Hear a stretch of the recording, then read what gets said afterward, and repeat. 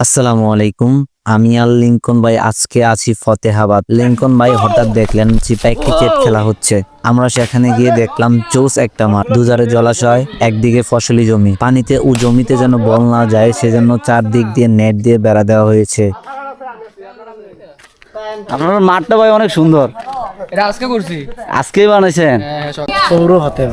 পৌর ফতেহাবাদ। পশ্চিম ফতেহাবাদ আর কি, পশ্চিম ফতেহাবাদ পুরো।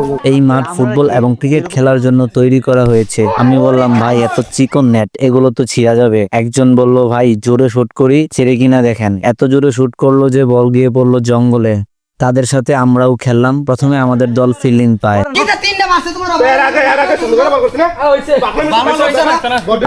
হইছে ভাই।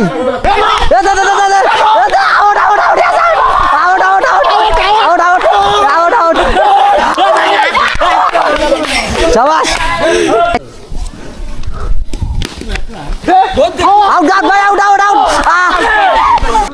দাও দাও। তারা ব্যাট করে মাত্র 15 রানের টার্গেট দেয়। ওপেনিং করতে আমার হাতে ব্যাট ধরায় দিছে। প্রথম বলেই চাই, পরে আমাদের প্লেয়াররা আসা যাওয়ার মধ্যেই থাকে।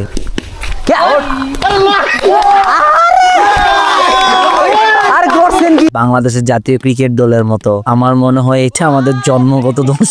যাই হোক, তাদের সাথে 3টা ম্যাচ খেলা হয়, 3টা ম্যাচেই আমাদের দল হারে। 3টা ম্যাচেই অনেক মজা হয়েছে। তারা অনেক আন্তরিক ছিল। তাদের ব্যবহার দেখে মনে হচ্ছিল আমরা হয়তো একই গ্রামের। মোহাম্মদ বাবুল।